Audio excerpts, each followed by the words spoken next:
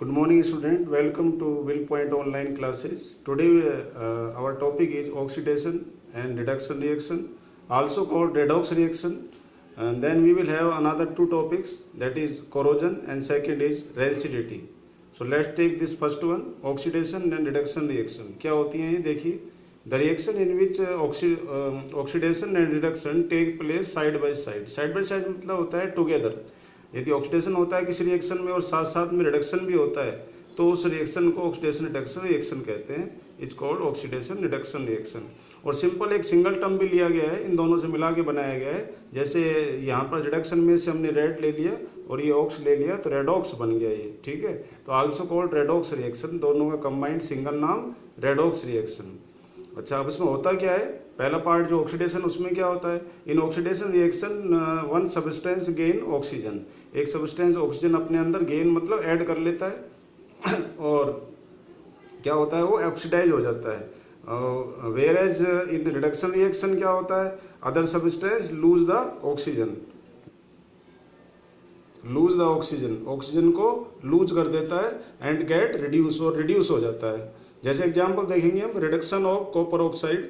यहाँ पर जो कॉपर ऑक्साइड है और हाइड्रोजन है, जब रिएक्ट करते हैं तो एक सब्सटेंस जो हाइड्रोजन है वो ऑक्सीजन क्या करता है, गेन कर लेता है. तो हाइड्रोजन तो क्या होता है, ऑक्सीडाइज हो जाता है. और कॉपर ऑक्साइड क्या करता है, लूज करता है ऑक्सीजन, इसलिए ये रिड्यूस हो जाता है. तो रिड्यूस मतलब होता है कम करना. तो जिसमें से ऑक्सीजन कम हो जाए उसका रिडक्शन होता है. तो देखिए कॉपर ऑक्साइड ऑक्सीजन को कम करके रिड्यूस होकर के कॉपर में चेंज हो जाता है. हाइड्रोजन में ऑक्सीजन ऐड हो जाती है तो ये क्या होता है, ऑक्सीडेशन होता है इसका H2 का, ये ऑक्सीजन बन जाती है. ऑक्सीडाइज में ऑक्सीजन ऐड होती है. जैसे हम खाना खाते हैं, जब भी ऑक्सीडेशन होता है उसमें ऑक्सीजन ऐड हो जाती है. इन अदर वर्ड्स क्या है, ऑक्सीडेशन क्या चीज़ है, ऐसी reaction in which oxygen is added. और हम इसको रिवर्स भी बोल सकते हैं, और हाइड्रोजन इज रिमूव्ड. ये एग्जांपल देखिए, सोडियम का जब ऑक्सीडेशन होता है, यानी कि जब मेटल का ऑक्सीडाइज होता है, जो भी मेटल है ऑक्सीडाइज होने पर क्या ये जब ऑक्सीजन से रिएक्शन करते हैं तो ऑक्सीडाइज हो जाता है उनका. ये देखिए, तो वो जितने मेटल है ऑक्सीजन से रिएक्शन करने पर ऑक्सीडेशन रिएक्शन शो करते हैं. तो ये सोडियम ऑक्साइड है, प्लस हीट प्रोड्यूस होती है और ये एडिशन हो रहा है यहाँ पर ऑक्सीजन का, मैंने बताया है, ये देखिए. और ऐसे ही जो हम एसिड लेते हैं HCl, उसको जब MnO2 से रिएक्शन कराते हैं तो यहाँ पर जो MnCl2 बनता है और H2 बनता है. तो यहाँ पर आप क्या देख रहे हैं कि एक चीज़ का रिडक्शन हो रहा है और एक चीज़ का ऑक्सीडेशन हो रहा है. देखिए मैंने लिखा है रिमूवल ऑफ हाइड्रोजन. तो हाइड्रोजन का निकलना भी ऑक्सीडेशन है. हाइड्रोजन निकल जाती है HCl में से, ये देखिए, और Cl में क्या ऐड हो जाता है, Mn ऐड हो जाता है. तो ये भी क्या है, एक ऑक्सीडेशन रिएक्शन है. तो ऑक्सीडेशन रिएक्शन के दो तरीके से एक्सप्लेनेशन हो सकते हैं, एक तो एडिंग ऑफ ऑक्सीजन और रिमूवल ऑफ हाइड्रोजन. आगे चलते हैं. हमारे पास देखिए जिंक और कॉपर सल्फेट है. तो ऑक्सीडेशन रिएक्शन में ध्यान रखें आप, जो मैंने लिखा है, it is displacement reaction also, और ऑक्सीडेशन भी है और डिस्प्लेसमेंट भी है. डिस्प्लेसमेंट तो इसलिए कि जिंक जो है क्या कर रहा है, एक मैंने ये एग्जांपल लिया है जो एक अलग ही एग्जांपल है, जिसमें आप क्या देख रहे हैं कि जो जिंक है वो क्या कर रहा है, हाई रिएक्टिव है, कॉपर को डिस्प्लेस कर रहा है. तो ये क्या है, डिस्प्लेसमेंट रिएक्शन भी है. लेकिन साथ में आप क्या देख रहे हैं, कॉपर अपने अंदर से सल्फेट को हटा देता है और खुद कॉपर में चेंज हो जाता है, रिड्यूस हो जाता है. तो ये क्या है, ऑक्सीडेशन रिएक्शन भी है, क्योंकि इसमें से जो हम देख रहे हैं जिंक में ऑक्सीजन ऐड हो रही है. ठीक है, तो ये क्या है, ऑक्सीडेशन रिएक्शन है. तो कुछ रिएक्शन ऐसी भी होती हैं जो डिस्प्लेसमेंट के साथ साथ भी क्या होती है, ऑक्सीडेशन रिएक्शन भी होती है. ध्यान रखें. और यानी कि single displacement reaction, double displacement reaction इस कैटेगरी में नहीं आती है. ये मैंने लिखा है, redox reaction can not be double displacement reaction. ठीक है, लाइक एग्जांपल 2 है, 2 है. एग्जांपल 2 में आप देख रहे हैं कि डबल डिस्प्लेसमेंट में दो कंपाउंड होते हैं, अपनी एक्सचेंज करते हैं. तो यहाँ पर तो ऐसा कुछ हो नहीं रहा है. अगर आप कहेंगे सर दोनों एक्सचेंज कर रहे हैं, तो अगर हम एक्सचेंज कर रहे हैं तो उसमें क्या होता है, 2 ही बनने चाहिए कंपाउंड, लेकिन यहाँ 3 बन रहे हैं, इसलिए डबल डिस्प्लेसमेंट कैटेगरी में आएगी नहीं. तो ये कौन सी है, ओनली रेडॉक्स है. आगे चलते हैं, reduction reaction. It is reverse of above, ये ऊपर की रिवर्स होती है. ऑक्सीडेशन में हमने देखा ऑक्सीजन ऐड होती है, यहाँ पर ऑक्सीजन निकलेगी और हाइड्रोजन ऐड होगी. तो हाइड्रोजन जब ऐड होती है सल्फर के अंदर तो ये रिडक्शन रिएक्शन कहलाती है. देखिए एडिंग हो रहा है हाइड्रोजन का या ऑक्सीजन का निकलना. तो जिंक ऑक्साइड में ऑक्सीजन निकल जाती है, तो ये जिंक क्या होता है, रिडक्शन हो जाता है. ये देखिए, और कॉपर का कार्बन का क्या होता है, ऑक्सीडेशन हो जाता है। तो जब भी कोई रिएक्शन में रिडक्शन होता है तो साथ साथ में ऑक्सीडेशन भी होता है। ये देखिए जिंक का रिडक्शन हो रहा है, तो दूसरी तरफ का कार्बन का ऑक्सीडेशन हो रहा है। तो every reduction reaction is oxidation also, और every oxidation reaction is reduction also. ध्यान, इसलिए इसका सिंगल नाम भी है रेडॉक्स रिएक्शन, जो मैं पहले बता चुका हूँ। आगे चलते हैं। अब ये है ऑक्सीडाइजिंग एंड रिड्यूसिंग एजेंट। ये क्या होते हैं? आप जानते हैं कि जैसे हमारे यहाँ घर में कोई LIC का करने आता है, उसको LIC एजेंट बोल देते हैं। तो ऐसे ही जो सब्सटेंस क्या करता है, डज ऑक्सीडेशन और रिडक्शन इज कॉल्ड ऑक्सीडाइजिंग और रिड्यूसिंग एजेंट। जो हमारा जो है सब्सटेंस का ऑक्सीडेशन कर देता है, ऐसा सब्सटेंस जो ऑक्सीडेशन करे वो क्या कहलाएगा, ऑक्सीडाइजिंग। जैसा काम वैसा नाम। तो यहाँ पर आप देख रहे हैं कॉपर ऑक्साइड और हाइड्रोजन में, कॉपर ऑक्साइड क्या करता है, ऑक्सीडेशन करता है किसका, H2 का। H2 तो ऑक्सीजन ले रहा है, तो ऑक्सीजन लेने के लिए मोटिवेट कौन कर रहा है, वो कॉपर ऑक्साइड मोटिवेट करता है हाइड्रोजन को कि आप ऑक्सीजन ले लो। तो ये मोटिवेट कर रहा है, ये ऑक्सीडेशन कर रहा है किसका, H2 का। तो ये देखिए कॉपर जो है रिड्यूस हो जाता है और इसका ऑक्सीडेशन हो जाता है। तो जो ऑक्सीडेशन के लिए एक दूसरे को मोटिवेट करे वो कहलाता है ऑक्सीडाइजिंग एजेंट। तो यहाँ कॉपर ऑक्साइड ऑक्सीडाइजिंग एजेंट है, ये मोटिवेट कर रहा है हाइड्रोजन को ऑक्सीजन लेने के लिए। तो कॉपर ऑक्साइड क्या है, ऑक्सीडाइजिंग एजेंट। और दूसरा का नाम उल्टा हो जाएगा, हाइड्रोजन इज रिड्यूसिंग एजेंट। क्यों? क्योंकि ये इसको रिड्यूस कर रहा है, इसकी ऑक्सीजन को कम कर रहा है। ये देखिए, आगे चलते हैं हम। नेक्स्ट है हमारे पास ऑक्सीडेशन और रिडक्शन। दोबारा पढ़ रहे हैं हम। दोबारा क्यों पढ़ रहे हैं, वो हमने पढ़ा एटम के बेस पर, अब हम पढ़ रहे हैं इलेक्ट्रॉन के बेस पर। आपने देखा था कि जो एटम के बेस में हमने पढ़ा था, ऑक्सीजन का एडिंग होना क्या कहलाता है, ऑक्सीडेशन रिएक्शन कहलाता है। अब वो उल्टा याद करेंगे, ऑक्सीजन का एडिंग होना ऑक्सीडेशन रिएक्शन। इसी प्रकार से जो इलेक्ट्रॉन होता है उसका निकलना भी ऑक्सीडेशन रिएक्शन है। The reaction that include the loss of electron, जिसमें इलेक्ट्रॉन का लॉस होता है उसे ऑक्सीडेशन रिएक्शन कहते हैं। जैसे सोडियम है, उसमें से जो एक इलेक्ट्रॉन निकल जाता है तो सोडियम क्या, और एक सोडियम आयन बन जाता है, तो ये जो है सोडियम का ऑक्सीडेशन हो रहा है। अब ये एक इलेक्ट्रॉन जो है, 2 इलेक्ट्रॉन 3 इलेक्ट्रॉन कितने भी हो सकते हैं, यदि ये किसी आयन के अंदर ऐड हो रहे हैं तो आयन क्या बन जाएगा, अपना जो चार्ज बढ़ा लेगा। तो ये देखिए, सॉरी यहाँ तो ये ऑक्सीडेशन का एग्जांपल लिया है, इसमें से इलेक्ट्रॉन ऐड नहीं हो रहा है, निकल रहा है अभी। इसमें से एक इलेक्ट्रॉन निकल जाता है तो ये जो है Fe+3 बन जाता है। तो इस तरह से इलेक्ट्रॉन का निकलना, चाहे एटम में से निकले चाहे आयन में से निकले, और एक ज़्यादा पावर ज़्यादा चार्ज वाला आयन बने, तो ये ऑक्सीडेशन रिएक्शन है। लेकिन रिडक्शन रिएक्शन में क्या होता है, एक एटम यदि इलेक्ट्रॉन ले लेता है तो नेगेटिवली चार्ज बन जाता है। ये आपको पहले पढ़ा चुके हैं, जानते हैं आप। तो वो नेगेटिवली चार्ज जो आपका आयन बनेगा वो किससे बनेगा, रिडक्शन रिएक्शन से बनेगा। तो रिडक्शन में क्या होता है, किसी एटम के अंदर इलेक्ट्रॉन ऐड होते हैं और जो है नेगेटिव आयन बनता है, और ये रिडक्शन का एग्जाम्पल हो गया। अब यहाँ भी जो है पहले की तरह नाम होंगे ऑक्सीडाइजिंग और reducing agent. The substance that gain और lose the electron are called oxidising और रिड्यूसिंग एजेंट कहलाते हैं।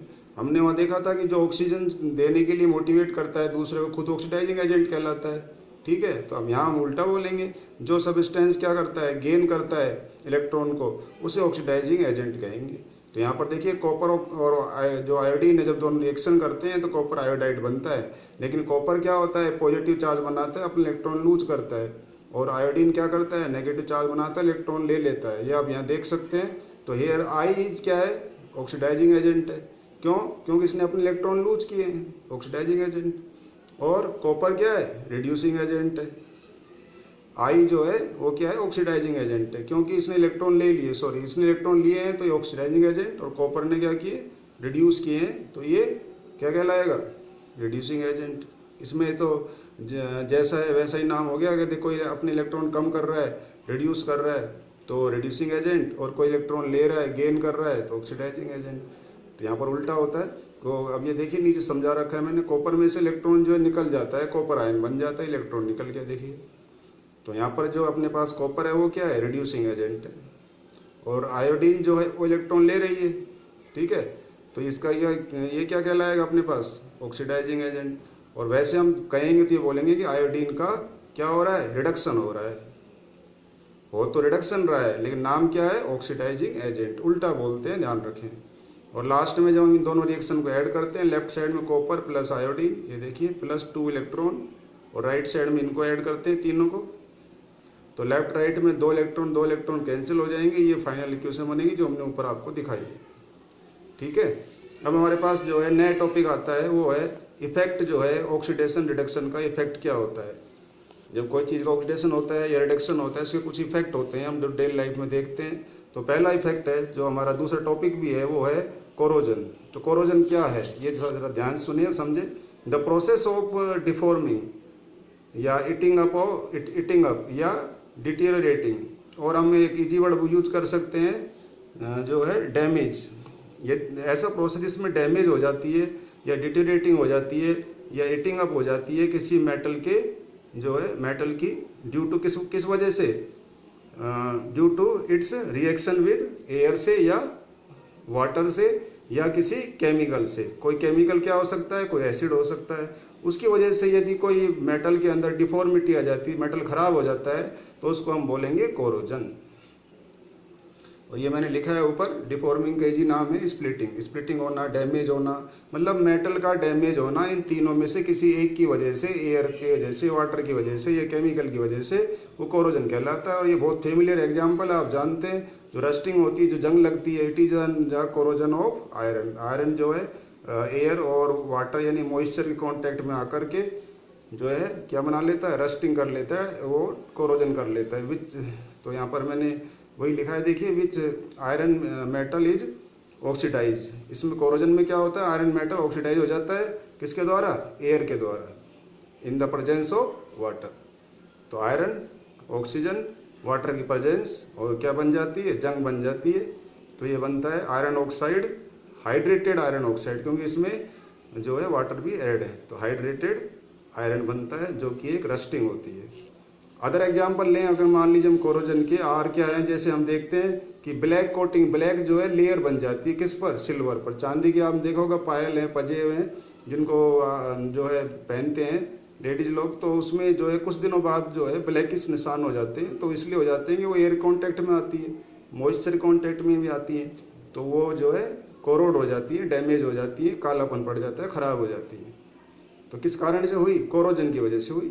इसी तरह से कोरोजन की वजह से जो हमारा कॉपर होता है, कॉपर का गंगा सागर आता है, उस पर आपने देखा है ग्रीन स्पॉट पड़ जाते हैं, तो हवा के संपर्क में रहता है वो, उसमें भी ऐसा ही होता है।